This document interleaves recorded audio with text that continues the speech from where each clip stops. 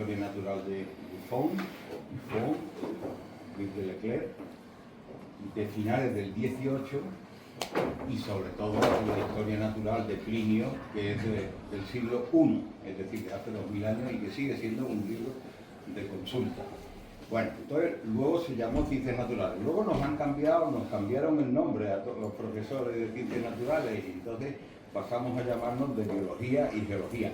Biología, que por otra parte, y Geología, que son palabras muy modernas. Biología empezó a utilizarla la mar, no exactamente con el mismo significado que ahora, pero es principios del siglo XIX, 1805, 1804, por tanto es un poco un neologismo también la palabra geología. Pero el título de la exposición, además, se llama Humboldt y los orígenes de la ecología, es decir, hacemos un poco esa apuesta en la exposición de que Humboldt está en los orígenes de esa palabra que se llama ecología. Esa palabra viene de oikos, que significa casa o lugar donde vive un ser vivo. El nombre se lo puso un zoólogo alemán llamado Ernest Haeckel en 1866. Y él le puso oecología, pero luego lo hemos simplificado y decimos simplemente ecología. Entonces, muy sencillamente, la ecología sería el estudio de las relaciones de los organismos o grupos de organismos con su medio. Esta definición la he tomado de Eugene P. Odum, y tenía un texto de ecología que los que hayan estudiado biología o cosas parecidas habrán utilizado mucho, porque era un texto de referencia. Es más, cuando yo estudié todavía no se había traducido y tuve que estudiarlo con el texto en inglés. Pero de esta manera me defiendo fatal en inglés. Ahora, si comparamos esas definiciones de que es el estudio de los organismos en su medio, si comparamos esas definiciones con lo que decía Humboldt en su gran obra Cosmos, repito que además, os digo además que Cosmos lo subtituló Ensayo de una descripción física del mundo. Y decía Humboldt en Cosmos: para que esta obra sea digna de la bellísima expresión de cosmos que significa el orden del universo y la magnificencia en el orden, es necesario que abrace y describa el gran todo. Repito, el gran todo. Es preciso clasificar y ordenar los fenómenos, penetrar el juego de fuerzas que las producen y pintar, en fin, con animado lenguaje, una viviente imagen de la realidad. El todo, vamos a ver lo que es. Bueno, antes de seguir estos argumentos, hay algunas confusiones que conviene tener en cuenta. Hay que diferenciar entre ecólogo y ecologista. Un ecólogo es una persona que ha tenido una formación en universidades de una asignatura que normalmente, yo por lo menos, la tenía en quinto curso. Y la tenía en quinto curso, que era el último de la licenciatura, porque para estudiar la ecología hace falta saber zoología, botánica, genética, geología, química, fisiología, etcétera, etcétera. Por eso, podemos ser, cualquiera que no tenga una formación en ecología, puede convertirse mañana en ecologista. Basta con apuntarse a Greenpeace o a ecologistas en acción, pero no será un ecólogo, seguirá sin tener conocimientos de ecología. La prueba está en que conocemos a muchos ecologistas cuyos conocimientos de ecología son, por decirlo de alguna manera elegante, parcos. Esto para mí es muy claro, pero en fin, parece que hay gente que no lo entiende así. Bueno, sigo entonces, retomo en este momento el hilo de la búsqueda del todo. En junio de 1799, él tenía en ese momento 29 años, Humboldt. En junio de 1979, cuando parte de La Coruña, en la corbeta Pizarro, no deja de ser curioso que partieran la probeta Pizarro a hacer una expedición por América, ¿no? El nombre no sé si le diría el algo, pero sí. En junio del 79, llevaba ya medio año en Madrid intentando conseguir el salvoconducto que le permitiera llegar a América. Escribe: dentro de pocas horas bordearemos el Cabo Finisterre, recolectaré plantas y fósiles y realizaré observaciones astronómicas. Pero esto no es el objeto principal de mi expedición. Intentaré descubrir cómo interaccionan entre sí las fuerzas de la naturaleza y cómo influye el ambiente geográfico en la vida animal y vegetal. En otras palabras, he de buscar la unidad de la naturaleza. Ahí ya se le ve que quería buscar eso, el todo ese, la unidad de la naturaleza. Tenía 29 años. Eso se produce, he dicho, en 1799. Pues hacia 1979, he dicho 1799, 99. En 1979, 180 años después, es decir, hace nada, un individuo llamado James Lovelock propuso la hipótesis Gaia. Gaia decían los griegos a la Tierra, lo que los latinos decían Gea. Entonces, según él, la Tierra funcionaba como un organismo vivo, autónomo y autorregulado. Eso que los biólogos llaman homeostasis. Yo me pregunto si la teoría del todo de Humboldt puede enlazarse 180 años después con la hipótesis Gaia. Yo dejo esa interrogación para el diálogo posterior. Siguiendo un poco más ya con Humboldt, quiero plantear algo que me parece muy importante, y es el hecho de que algunos individuos perciben, detectan leyes que otros no ven. Yo no sé eso cómo clasificarlo, pero es evidente que hay alguna gente que le ocurre eso. Ante un paisaje, podríamos incluso con un poco de facilidad decir que es un ecosistema, Humboldt, ante un ecosistema o ante un paisaje, Humboldt comenzó a vislumbrar el todo. Tenía ya una considerable formación científica, había escrito un libro de geología que era Los basaltos del Rin, bueno, había estudiado en la escuela de minería de Freiberg y todo eso, y había escrito incluso un libro sobre las plantas de las minas, se llama la flora de Freiberg, de la zona minera donde él trabajó. Y también tenía algo que tampoco es fácil de clasificar. Yo creo que tenía hambre de conocimiento.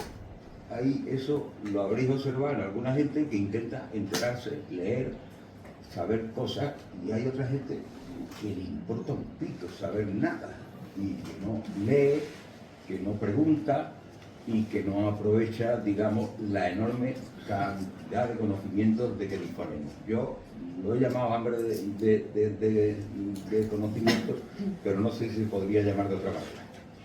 Pero sobre todo había conocido a George Foster. Este George Foster era un, iba a decir biólogo, en aquella época no se decía biólogo, que hizo todo el recorrido de circunnavegación que hicieron en la segunda mitad del siglo XVIII los ingleses con un barco o una flota que era mandada por Cook, C-O-O-K, aunque ellos dicen Cook, no sé por qué, se ponen dos O seguidas y se cuenta que es una U. Entonces, este Foster fue un gran maestro para él. Entonces, hizo por primera vez un viaje fuera de su Prusia natal. Y estuvo en los Países Bajos, estuvo en Londres, luego volvieron por París, allí conoció, París era el hervidero en ese momento, no solo de científicos, sino de ideas políticas, porque era el momento de la Revolución Francesa. que se estaba gestando. Y él, desde luego, abraza los ideales de la Revolución Francesa, podríamos sintetizar en igualdad, libertad y fraternidad. Foster, ya digo, fue su modelo y desde luego su maestro. Decía Humboldt: desde muy joven he tenido la suerte de escuchar los benévolos consejos de hombres superiores, convenciéndome desde luego de que si no se poseen sólidos conocimientos relativos a las diversas partes de las ciencias naturales, la contemplación de la naturaleza en más extensos horizontes, al igual que el intento de comprender las leyes por las que se rige la física del mundo, solo serían vanas y quiméricas empresas. Es decir, que él tenía muy claro, y yo lo sigo teniendo también muy claro, que hace falta tener unos conocimientos previos. No es lo mismo plantarse delante de un bosque y dice, ¿qué hay? Y dice, árboles. Y dice, hombre, pero mire usted, hay encinas, alcornoques, higos, hay algún chopo, hay algo, o hay tal, ¿no? Es decir, que no es lo mismo. Lo mismo que podríamos decir de una calle, no es lo mismo recorrer una calle de Málaga conociendo los comercios que antes había, las casas que había, las casas que son de finales del 18, las casas que son del 19, lo mismo que los que distinguen el Renacimiento del Barroco, del Gótico o del Románico. Málaga, Románico y Gótico nada. Pero bueno, vuelvo al hilo del todo. ¿Cómo es posible que haya algunas personas que ante unos hechos que tienen delante no se enteren de lo que tienen? O bien tengo una respuesta relativamente rara. Aquí tengo muchísimas anécdotas, pero solo voy a leer 4. En 1736 estuvo Linneo en Inglaterra y entonces de pronto llegó a una ladera que era un brezal. El brezo además el brezo que él vio era un brezo, un matorral relativamente bajo, con flores más bien violáceas. Y además de brezo, una planta que sí que conocéis todos, que es la aulaga o albulaga o tojo, que tiene flores amarillas.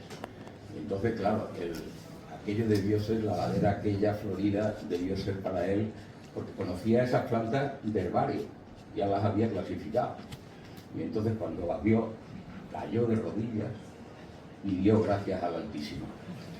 No hay crónica ni documentación de que sacara alguna conclusión especial. Es decir, a pesar de que él sabía ya mucho de botánica. Bueno, cuando yo tenía 11 o 12 años, en un verano en Santander, o uno de los veranos que pasé yo en Santander, porque ahí tenía unos curas, unos tíos míos que ejercían de curas.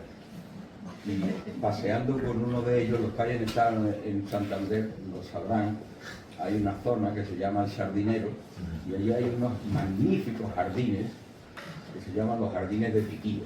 Estos jardines se podrían describir como grandes praderas sin setos que tapen los arriates. Son unos arriates grandes de hierba, cosa que es fácil de mantener en Santander, y de cuando en cuando salpicados de tarajes y hortensias y alguna otra planta de flor. A ver, son unos jardines preciosos. Y en una ocasión vino a Santander uno de su pueblo.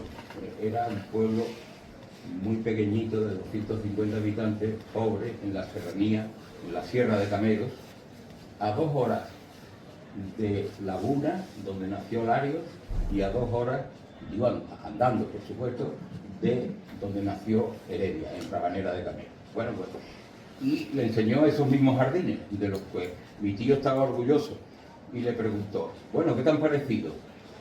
Y dijo, lo bien que estarían aquí mis cabras. No, porque la preocupación de él era que había que darle de comer a las cabras. Pero este era un pastor. Pero en una excavación arqueológica, esto lo tengo también documentado, aunque no voy a decir nombre, una excavación arqueológica muy prometedora que visitaba por primera vez un catedrático de historia de la Complutense. Al ver las perspectivas, dijo: aquí saco 50 tesis doctorales. ¿Qué era lo que estaba viendo? Pero más gordo todavía, ante la semidestruida franja de Gaza, un presidente burro dice: aquí voy a hacer una urbanización. Esto además es criminal, ¿no? Los otros, al fin y al cabo, lo único que decía es que habían tenido una opinión. Y el último ejemplo que voy a poner es de 1912. Alfred Wegener era un meteorólogo alemán y entonces, un día, mirando el mapa mundi, mirando el mapa mundi, estos mapas mundi que hacemos en este hemisferio o en el occidente, en el cual el Atlántico está en el centro. Ya saben, los japoneses, por supuesto, hacen unos mapamundi que no se entienden nada, porque ponen el Pacífico en medio y cosas así, ¿no? Entonces, al verlo y mirarlo, dice: ahí va, si parece que Europa y África encajan en América del Norte y América del Sur. Le dijeron: qué tontería estás diciendo. Luego inmediatamente se estudió algunas estructuras geológicas y algunos materiales geológicos de donde deberían haber estado, digamos, pegaditos, y efectivamente se encontró. Lo que pasa es que hasta después de la Segunda Guerra Mundial, cuando se estudian los fondos marinos, se ven las dorsales, no emerge la teoría de la tectónica de placas. Pero él lo vio. ¿Cuántos habían visto el mapa mundi ese y no habían reparado en el hecho de la coincidencia de las costas de América del Sur con África y de Eurasia con América del Norte?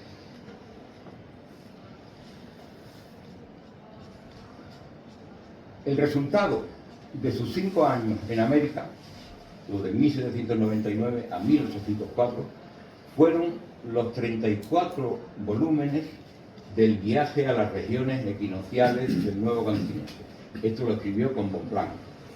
El primer tomo fue dedicado a la geografía de las plantas y apareció en 1805, y el último en 1804. De esta serie forman parte el ensayo político sobre el reino de Nueva España, es decir, de México, que estaba en 2 volúmenes, o la relación histórica del viaje a las regiones equinocciales del Nuevo Mundo, que ya nos hemos referido antes, que estaba en 3 volúmenes. La geografía de las plantas es uno de los legados fundamentales de Humboldt y Bonpland. Se describe la distribución de los vegetales según la distancia del Ecuador, su elevación sobre el nivel de los mares, su disposición al sur, al norte, Solana y Umbría. El borrador lo escribió en Guayaquil, de tal manera que en el prefacio de la geografía de las plantas dice: desde mi primera juventud he concebido la idea de esta obra. Ya comuniqué el primer esbozo de una geografía de las plantas al célebre compañero de Cook, George Foster. Nunca se acordaba de su maestro. Allí en Guayaquil, que es Ecuador, hizo un dibujo esquemático de lo que sería luego una estampa clásica de la zonación altitudinal de la vegetación. Eso está en el cartel número 13 de la exposición. Y escribió: yo he dibujado este cuadro por primera vez en el puerto de Guayaquil, en febrero de 1803, regresando de Lima por el Mar del Sur, cuando preparaba mi navegación a Acapulco. Envié una copia de este primer esbozo a Mutis, con el que mantuvo siempre una magnífica relación. Pero habían recolectado entre él y Bonpland 60.000 plantas. Yo un día me puse a calcular cuántas tenían que coger diariamente, y eso sin vacaciones. 60.000 plantas en 5 años son bastantes plantas. Eso los que han recolectado plantas lo entienden mejor. Blanca seguro que lo entienden mucho mejor. 60.000 plantas, de las cuales 3.000 no habían sido descritas anteriormente, eran nuevas. También fue el primero en describir las pirañas y otros peces, y sus observaciones del guano dieron como resultado su importación a Europa como fertilizante. Sus rigurosas mediciones de la temperatura del mar le permitieron identificar la corriente de aguas frías que recorre la costa del Pacífico y que se llama por eso corriente de Humboldt. Vamos a ver, la corriente de Humboldt ya la había descubierto José de Acosta, no puedo dejar de decir que era jesuita. José de Acosta en 1590 o 1580. Lo que pasa es que Humboldt la midió, la temperatura, la velocidad de las aguas parece ser que es de unos 28 kilómetros por hora. Y la temperatura, sobre todo, es una corriente fría y la temperatura viene a ser casi 10 o 15 grados menor que la de los mares de alrededor. Como consecuencia, como son aguas que proceden de profundidades, emergen con ellas algunos nutrientes que en otras ocasiones pueden estar que pueden ser factores limitantes, es decir, a lo mejor necesitan las plantas poco cobre, pero si no hay el poco cobre que necesitan, pues estamos perdidos, ¿no? Es decir, que estudio también el fitoplancton, etcétera, etcétera. Entonces, cuando estaba escribiendo esto, me acordé de hasta dónde llega la ignorancia ecológica. Con esto yo no voy a decir que todo el mundo tendría que estudiar ecología, pero sí un poquito. En una ocasión, un compañero del instituto, que era economista y que había estudiado la licenciatura de Económicas en la joven Facultad de Málaga, me dijo: oye, Ernesto, a ver, ¿esto cómo es? Dice: yo he tenido un profesor que dijo en clase que no teníamos que tener preocupación por falta de alimentos, porque la capacidad de producción de alimentos del océano era casi infinita. Y digo: ¿cómo? Dice: sí, él decía que como la tierra, los terrenos agrícolas, es una capa. Mientras, fíjense qué tontería. Pero, en cambio, el océano, como tiene muchas profundidades, son bastantes capas. Y entonces, claro, la producción es increíblemente alta, o puede ser increíblemente alta. Claro, no sabía que lo mismo que en tierra o en el medio aéreo vemos los árboles, las plantas herbáceas, que son las que realizan la fotosíntesis, en el mar es el fitoplancton, que son células microscópicas. Cada vez que en la playa se traga agua del mar, una de las cosas que se traga es fitoplancton, con seguridad. Lo que pasa es que tendríamos que tragar mucho fitoplancton para poder alimentarnos de eso, ¿no? Son la mayoría algas unicelulares, por tanto, todo microscópico. Y como para realizar la fotosíntesis hace falta luz, pues entonces a partir de los pocos primeros metros es donde se realiza la fotosíntesis del fitoplancton. Como máximo, en las zonas más productivas, que son las zonas costeras, pues por debajo de 30 metros ya hay casi oscuridad absoluta, no se ve nada. Por tanto, no hay fitoplancton. Si no hay fitoplancton, no hay zooplancton, y no hay chanquetes, y no hay sardinas, y no hay nada, absolutamente, ¿no? A no ser que el que esté abajo viva de lo que caiga de arriba, o de los que viven abajo esperando por lo que caiga de arriba, pero el fitoplancton es básico, ¿no? Sin embargo, Humboldt, con toda la importancia que tuvo la geografía de plantas, Humboldt consideraba que el mayor logro de su expedición fue su estudio del magnetismo terrestre, pues le permitió localizar el ecuador magnético de la Tierra y confirmar su campo magnético. Hay que citar también sus observaciones geológicas, en las que proponía que las rocas se habían formado por el calor y los movimientos del interior del globo, conclusión que apoyaba el modelo vulcanista e invalidaba las teorías neptunistas según las cuales las rocas se habían formado a partir de sedimentos de los océanos. Hay que tener en cuenta, cuando esto lo escribe Humboldt, todavía no se ha publicado la obra fundamental de geología, que es a partir de la cual aparece, digamos, la geología moderna, que es los principios de geología de Charles Liel, aunque los ingleses dicen algo así como Lyell o algo así, pero es L-Y-E-L-L. Entonces, esa es la, digamos, el libro capital de la geología. Entonces, había los neptunistas y los vulcanistas. Él primeramente era neptunista, es decir, que todo se formaba a partir de la sedimentación arrastrada por las aguas. Pero luego, después de recorrer América y ver los volcanes y ver las rocas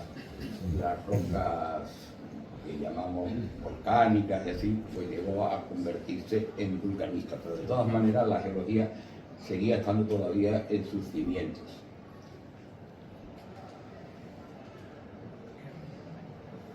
Cosmos apareció entre 1845 y 1862. Es decir, como él muere en 1859, de los 5 volúmenes, solo se completó en su vida 4, y el 5º salió póstumamente.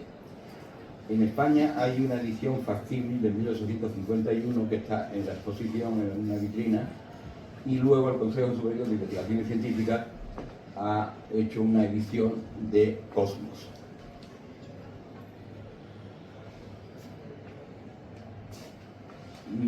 Hay que decir una cosa, que él tenía mucho dinero que heredó de su madre. Su madre debía ser más antipática.